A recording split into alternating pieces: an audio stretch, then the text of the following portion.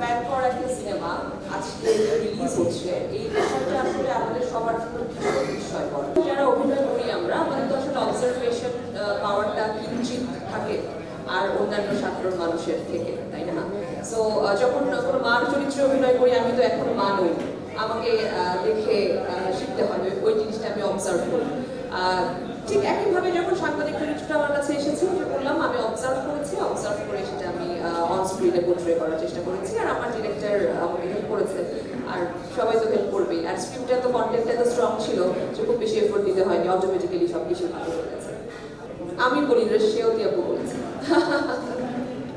না, আমি রাফির সাথে এই একদম এক মাস আগে একটা শুটিং শেষ করি। সো আমি ওর একটা সিনেমা করেছি, এটা দর্শক দেখতে পাবে আর হয়তো শুটিং পরে। সো হ্যাঁ, রাফি আরো মোর ম্যাচিওর, আরো অনেক বেশি ক্রিয়েটিভ, আরো অনেক বেশি পাওয়ারফুল, এবং আরো স্ট্রেংথ অনেক বেড়েছে আমার ফিল্ম মেকিং। না, এটা নিয়ে তো প্রথমেই কথা বলতাম যে ওটিটির কন্টেন্ট সার্টিফিকেশনে যাওয়ার কোনো কথাই ছিল না। একমাত্র যদি আমি বলি আমাদের হিস্ট্রিতে এটা আরো দু একটা মনে হয় খুবই কম গেছে সার্টিফিকেশন বোর্ডে।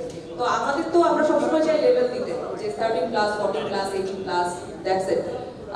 সার্টিফিকেশন তো ক্রিয়েটিভিটি নষ্ট হয়, তাই না? তো আর্টিস্টদের জি সরি, এটা বিগত সরকার ঝামেলা করেছে, ব্যাপারটা আমি মেনশন করতে চাই না। মানে বিগত সরকার, এখনকার সরকার বিষয়টা একদমই না। তখন মনে হয়েছিল কাজটা দেখানোর মতো না, তাই তার সেই সময় সেন্সর বোর্ডে যারা ছিল সিনেমাটা আটকে দিয়েছিল। এটা কোনো সরকার কেন্দ্রিক কোনো বিষয় না। এখন যারা আছে, এখানে অনেক ডিরেক্টর আছে, তারা মনে করেছেন এটা দেখা এই যে আপনাদের কাছ থেকে শিখেছি, আপনাদেরকে দেখে দেখেই শিখেছি, যারা সাংবাদিক বন্ধু আছেন, ভাইরা আছেন, তাদের এত বছর ধরে যেহেতু ইন্ডাস্ট্রিতে কাজ করি, আপনাদের সাথে একটা ভালো সক্ষমতা যেহেতু আছে, তাই আপনাদের কাছ থেকেই শেখা বেসিক্যালি।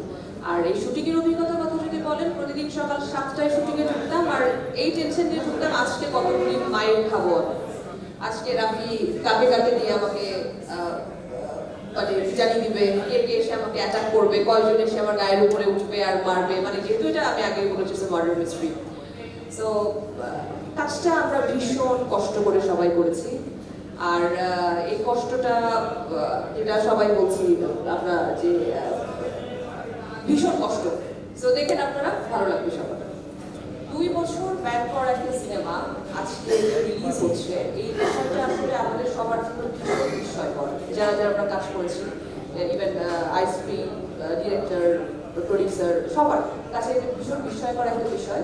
আমরা ভীষণ আপ্লুত, আনন্দিত যে আজকে আপনাদের সামনে আপনাদের সেই অমীমাংসিত সিনেমাটি আমরা একসাথে সবাই দেখব। রাফিকে নিয়ে আমি খুবই অল্প কথা বলবো, ছোট ছোট করে একজন একজন করে যাবো। রাফিকে নিয়ে কথা বলি, রাফির সাথে আমার ফার্স্ট কাজ, ও ভীষণ গুণী একজন নির্মাতা, এটা আমরা সবাই জানি। সেই সাথে ও ভীষণ দুষ্ট একজন নির্মাতা, যে ওর সাথে সময় স্পেন্ড করে সে বোঝে যে কতটা মজার ও। সেই সাথে যারা কাজ করেছি আমরা, আমি বলবো যে ও একটা নেভার স্যাটিসফাইড ডিরেক্টর কিছু থাকে, রাফি হচ্ছে ওই টাইপের। আমাদের এই কাজটা করতে ভীষণ কষ্ট হয়েছে। আপনারা তো জানেন একটা মার্ডার মিস্ট্রি, একটা থ্রিলার। সো সেই ক্ষেত্রে যারা আমরা ছিলাম, আমরা ভীষণ কষ্ট করে কাজ করছি, কিন্তু আমরা কিছু ডিরেক্টরকে হ্যাপি করতে পারছি না। ও বারবার একটার পর একটা শট নিয়ে যাচ্ছে। সো এভাবে কাজটা করেছি আমরা, আমাদের অনেক কষ্ট করে কাজটা করতে হয়েছে, চুপচাপ কাজটা করতে হয়েছে। আপনাদের জন্য এত কষ্ট করেছি আমরা। আজকে রিলিজ হচ্ছে, আপনারা সবাই আমাদের এই অমীমাংসিতটা দেখবেন এবং আলোচনা সমালোচনা সবকিছু করবেন, এই প্রত্যাশায় আমি আমার স্পিচ শেষ করছি। Thank you.